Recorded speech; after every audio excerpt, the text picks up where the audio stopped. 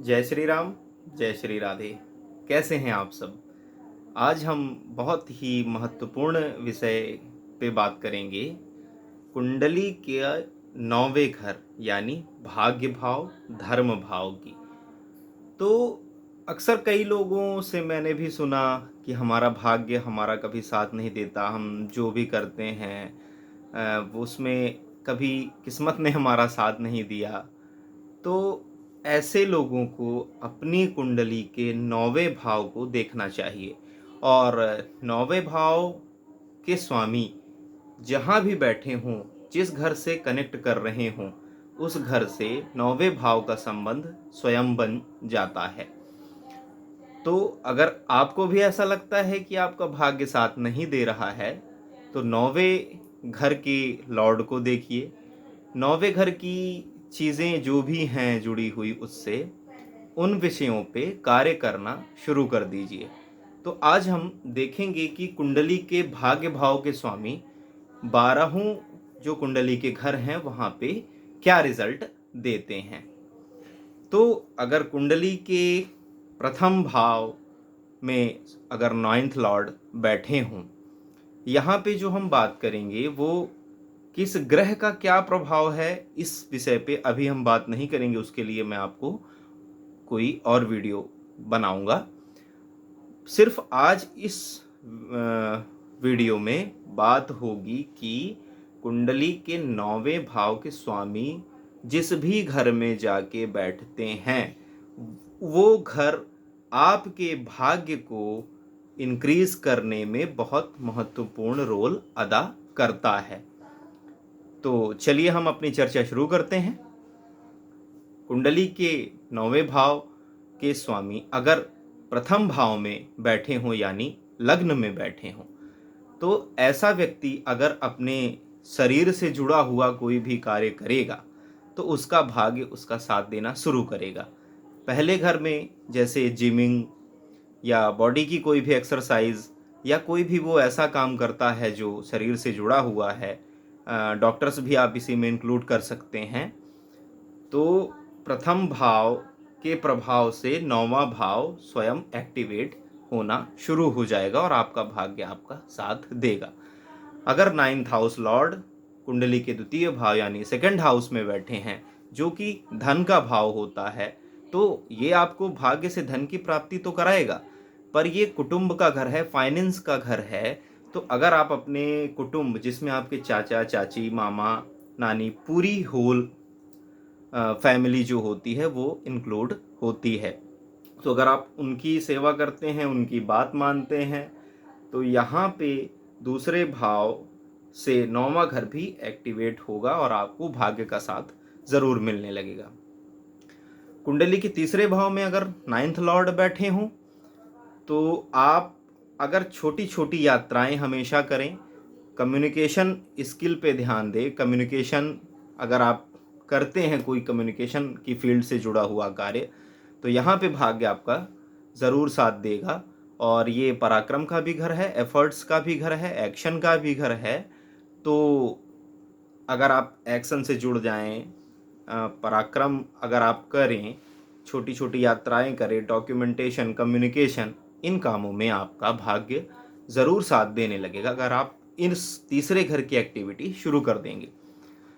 कुंडली के 9वें भाव का स्वामी अगर चौथे भाव में हो, तो ये आपको लग्जरी, कंफर्ट सब कुछ देता है, पर उसके लिए आपको अपने चौथा भाव जैसे आपके व्यक्तिगत परिवार का घर है, जिसमें माता पिता, आपकी पत्नी, इसका सुख हम देखते हैं, भूमि भवन आदि चीज़ों का भी सुख हम इसी हाउस से देखते हैं। तो इस हाउस में अगर आप लैंड से रिलेटेड कोई कार्य करेंगे तो आपका भाग्य आपका साथ देगा, और अगर आप गाड़ियों का कोई कार्य करें तब भी आपका भाग्य साथ देगा।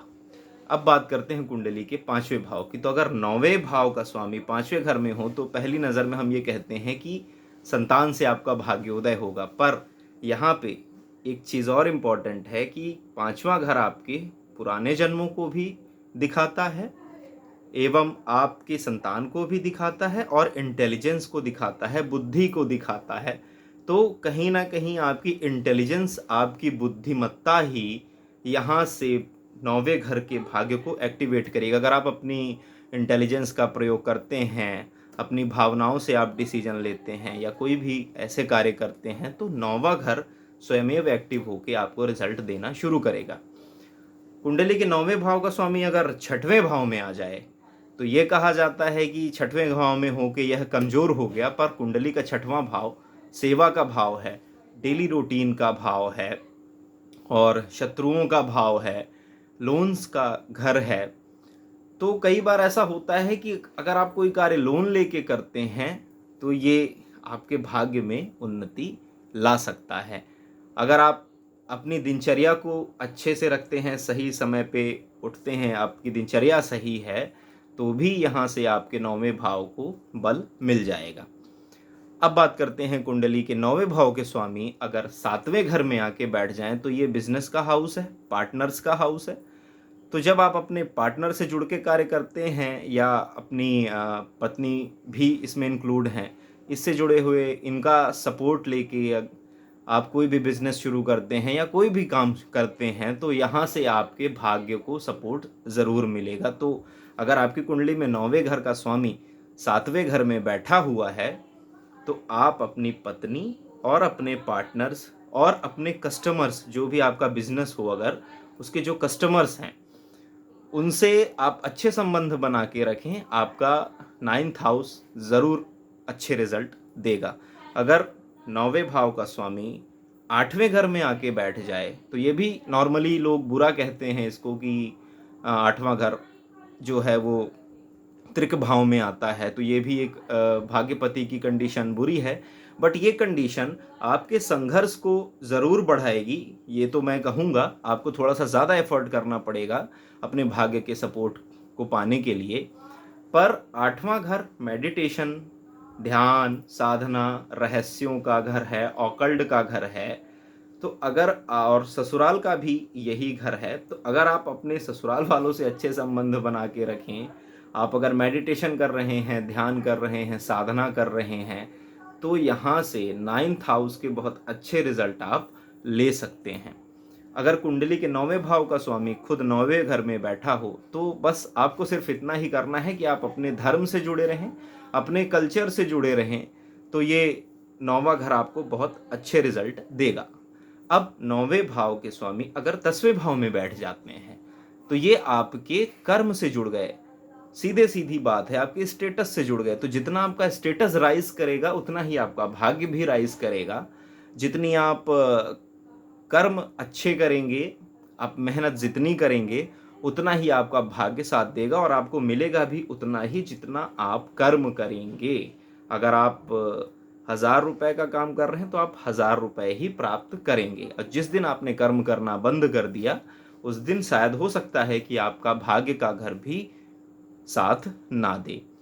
अब बात करते हैं कुंडली के 11वें भाव की। अगर 9वें भाव का स्वामी 11वें भाव में बैठ जाए तो ये 11वां घर सोशल स्टेटस का घर है, सोशल सर्कल, आपके मित्र, आपके गेन्स, जितने भी आपके लाभ हैं, ये 11वें घर से देखे जाते हैं। तो अगर आप अपनी सोसाइटी में एक अच्छी इमेज बिल्ड कर लें और अपने मित्रों के सहयोग से और अन्य जो भी आपका सोशल सर्कल हो उसके सहयोग से अगर आप कार्य करेंगे तो आपका 11वें घर और 9वां घर दोनों ही बहुत अच्छे रिजल्ट आपको देगा और आपका भाग्य ज़रूर साथ देगा।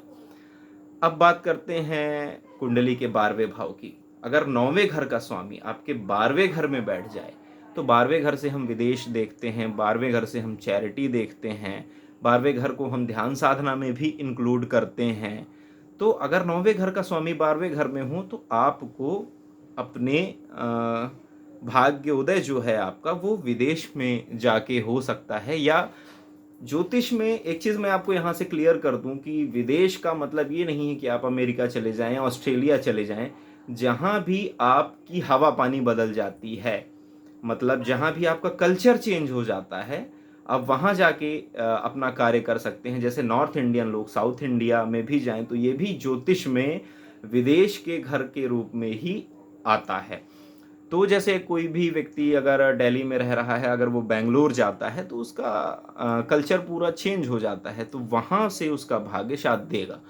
और अगर आप चैरिटी से जुड़ जाएं, थोड़ा बहुत भी अगर आप चैरिटी करें, इन्वेस्टमेंट करें, तो भी ये 12वें घर के स्वामी आपको लाभ ज़रूर प्रदान करेंगे। आप अपने 9वें घर के स्वामी को 6, 8, 12 में देख के डरिए मत।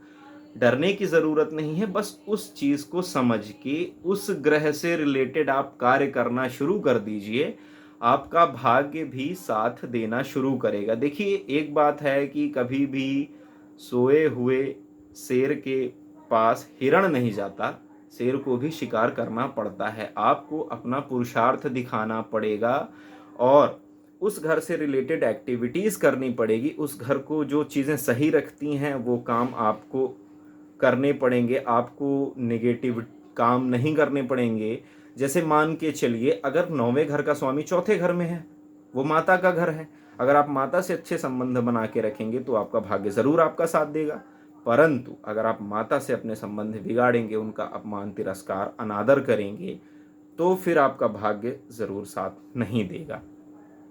तो ऐसी चीज़ों का ध्यान रखें। जैसे 10वां घर पिता का भी घर हमारे नॉर्थ इंडिया में चलता है, तो 10वें, अगर 9वें घर का लॉर्ड आपका 10वें घर में है तो आपके भाग्य में कहीं ना कहीं आपके पिता का एक बहुत ही इम्पोर्टेंट रोल आ जाता है। तो आप अपने पिता का सम्मान करें, उनसे अच्छे संबंध बना के रखें। ऐसे ही है, अगर 5वां घर है तो आप अपनी संतान के प्रति जितना ज़्यादा उसको अच्छे से रखेंगे, अच्छी संतान अगर आपकी होगी तो भी आपके भाग्य को राइज करेगी। 7वें घर में है तो आपका पत्नी या पार्टनर से भाग्य राइज हो जाएगा। पहले घर में है तो खुद से हो जाएगा। तो कुल मिला के ये कहने का अर्थ है कि अपने भाग्यपति को देखिए, आप स्वयं अपनी कुंडली में देखिए, आपको किसी से पूछने की भी ज़रूरत नहीं पड़ेगी।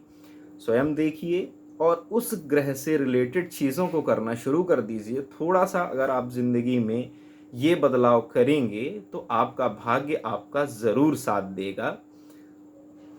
जय श्री राम, जय श्री राधे।